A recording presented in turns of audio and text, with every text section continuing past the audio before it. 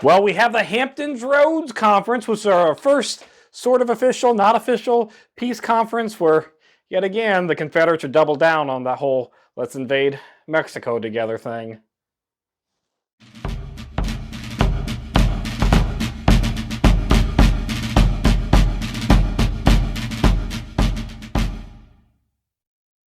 Hello and welcome to Civil War in Hindsight. I'm Lieutenant Tommy. With me, as always, is my very best friend, Prospector Johnny. Johnny, we actually... Suck it. Yeah, things... What? Huh? Oh, you're saying suck it because you're my very best friend? Is that what we're... That's right. Okay. Yeah, everybody else. Yeah. Everybody else can suck it. I got you. This week, we've actually got some news. Got a lot of news. Oh. Not battle-wise, and the war's still going on, but there's news. It's news. It's newsweek. Okay. It's going to open up on the 3rd. Well, I mean, it's good that it's not battle, so you're not just going to tell me that a bunch of people died, apparently. That's nice, right? That's... A couple, but not a bunch. We get the week opening up on February 3rd with the Hampton Roads Conference. 5 men are going to sit in the saloon of the River Queen, which is a U.S. vessel, outside of a fort, discussing the potential terms to end the stupid, drawn-out war. It's going to be Lincoln and the Secretary of War Stanton on the U.S. side, and they're going to be sitting across from Alexander Stephens, John Campbell, and R.M.T. Hunter. Like, one of them is just a dude, and then there's the Vice President of the Confederacy. All that, it doesn't matter. Just people. Okay. Lincoln opens up and says, listen. Some guys. Lincoln sits in the saloon. He's got his beverage in his hand. And he goes, listen. I'm going to open up this conference by saying, first and foremost, the Confederacy is not a real thing. You guys are made up. I am not recognizing you as anything other than rebels that are coming here asking for terms of surrender. He actually calls them out to their face like that? Yeah, he says flat out, you're not... After all this time? Yeah, he says, you're not a country. I'm not acknowledging you as a country. Just because I'm meeting with you does not mean you're diplomats. We are not recognizing you as diplomats. You are just gentlemen that are rebels talking about terms of ending this war. Yeah, that's it. Okay. Yeah, he calls them out just like that. I mean, not just like that, but just like that. And the rebels open up with their first. They said, all right, listen. I know you got the letter from Trader President Davis. We want to assure you that he was serious in saying that we would end this war by joining up together and then fighting Mexico and taking over Mexico for us. And then Lincoln goes, no. Now, that would require me to all right. Go ahead, Johnny. Yeah, I just have a real quick problem with that. What do they expect to fight this new war with? Since we've been fighting a war with ourselves for over 4 years, and first off, the Confederates have nothing to bring to the table. What people and supplies are they going to be contributing to this effort? The 40-ish thousand that Lee has, and that's about it. And that 40-ish is a very loose figure. Yeah. Anyways, Lincoln goes, no, I'm not going to do that because that would require me to have a treaty with the Confederacy, which would be acknowledging them as their own separate thing, which we're not going to do. And B, that's why? No, one nation. We are one nation. Okay. And so if we're going to take over Mexico, it's going to be we are taking over Mexico, not also halvesies.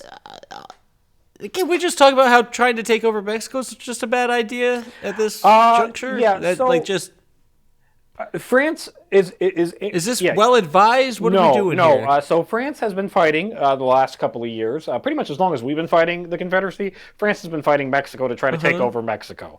It hasn't exactly. And so we want to start something with France. Yeah, it hasn't exactly gone their way. And Mexico. We did say that we didn't want a monarchy in this continent, and then France tried to install a puppet king in Mexico. It's been a thing. And it would definitely draw us into a war with Wait, when did we get control over the whole continent? We never did, but we're bullying, and it's just like Monroe Doctrine thing. We've talked about it in our presidential series, where it's basically like Europe stay in Europe, and then America will deal with the Americas. Yeah. Reasons, I guess. Okay. I don't know. Well. In any case, so we say no on that. Anyway, they then ask about, hey, like what would an armistice look like? Like, what would Reconstruction look like if we were to come back? And Lincoln goes, hey, it's going to be you guys are going to lay down your arms. You're going to acknowledge that you were a bunch of dirty rebels and that never were a real thing. You're going to come back into the United States and you're going to get rid of slavery. And they go, we don't like any of those things. Right. Wait, hold on. Can we just pretend that we created some sort of culture here and continue to fly this stupid little battle flag on the back of some pickup trucks after we go kiss our sisters? Can we keep doing that for a while? That might be a term that comes up later. They do ask about, like, what about just a ceasefire? I hope in the future we're allowed to do that. They ask about, hey, can we just do a ceasefire for a minute? And Lincoln goes, no. The only terms of the ceasefire would be you surrender and you come back into the fold and you do all that. They go, we don't. Yeah, who's the ceasefire going to help? We don't like them? It's going to help them, not us. Yeah. And the meeting basically breaks down at that point. The Confederates refuse to do anything it's unconditional surrender, and they're like, we're not willing. Did they see this? Did they see this going differently? Were they like, you know what? We got some good ideas. I think maybe we could convince Mr. Lincoln that after 5 years, he needs to fight another war and take over a country so that we can go own that and have people there. Yeah, I think that was his their ultimate plan. It didn't go their way. Okay, well, that's. We do get Maryland and New York that ratify the 13th Amendment on the 3rd, which is good. Okay. More states ratifying that. They want their slavery back, yeah? No, legalize slavery. Yeah, they want legalized slavery as far as punishment. Yeah, hell yeah. Do you want that? On the 4th, Lincoln is going to return home, saying that that was a gigantic waste of time, which I think we all knew that's exactly what that was going to be. Lincoln again tells Grant to continue the fighting, and he's going to go, any potential peace talks, ignore them. You're going to continue to fight until, like, there's actual formal surrender of everybody. So just ignore any potential terms to end this war. You're fighting until the last, to the buzzer. You're fighting to the buzzer. Play until the whistle. The whistle. Yeah, whistle. You play to the whistle. Yeah, exactly. Sherman makes his easy advances into South Carolina. He's brushing aside the very little resistance that he is seeing. Mostly he's just being slowed down by the swamps of South Carolina. Yeah. It's very swampy. And Johnny, Trader President Davis is going to write to Beauregard saying, things are worse than what they appear, and our peace negotiations completely broke down. So if you could, Beauregard, I want you to take all the troops that you have. You're going to take over Georgia in addition to the Carolinas, and I want you to combine all those troops into like one centralized location to try to fight off Sherman. And Beauregard goes, I got a counterpoint to you. How about we abandon Charleston and try to centralize our armies as best we can, because there's no fighting. How about we run away instead? Don't just give up. Like, that's what he's like. Just give up. Give up. Beauregard's basically saying, let's just run away. Let's just run away instead. Yeah.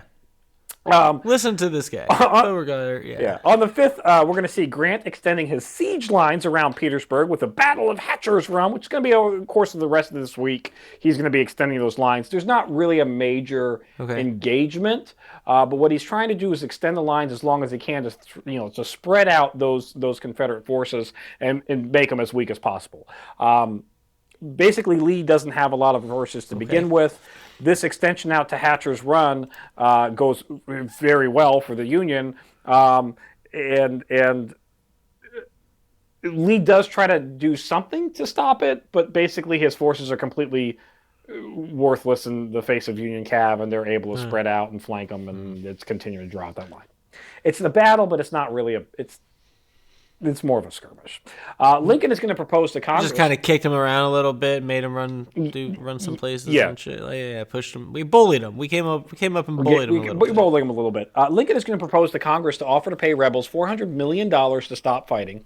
Half would be paid down when they lay down their arms. The other half would be paid when the slavery is ended in those territories, or states, former states, current states that will be coming back into the That sounds like a lot of money.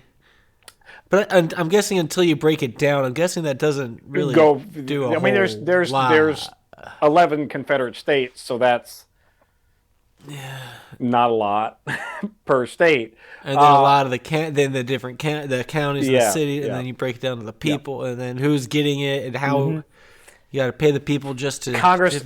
Congress rejects that. They said no, we're not gonna. I said they're like, Lincoln? Have you looked outside? We're winning this. I don't think we have to bribe them anymore. Like that would have been something we could have talked about in 1861. How about now? No. How about we tell them if they give us $400 million, we'll just end this right now. Stop the fighting, We'll tell Sherman to stop. Yeah. We'll just be like, hey, can you stop? Yeah. In particular. Lee officially assumes command of all the rebel forces on the 6th. We've been talking about that for the last 2 weeks of like him, like he got his new little title and everything. He's signed on the dotted line. It's him. Confederates are gonna change the Secretary of War again. This time to John C. Breckinridge. Nobody wants that job anymore at this point in time. Nope. Yeah, this is it's a dying industry over there. In response to the Hampton Roads conference, Straight President Davis announces, and I quote here, the enemy refused to enter into negotiations with the Confederate States or with any of them separately, or give our people or any other terms or guarantees than those of which a conqueror may grant. I don't know if you know this, Straight President Davis, but you've been conquered. You're done.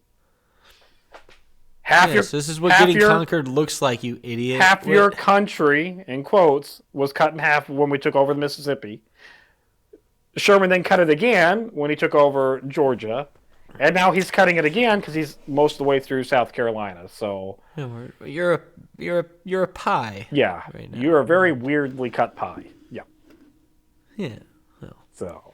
Yeah, Sherman is still brushing aside the Confederate resistance in South. We're still okay. More this week. God bless.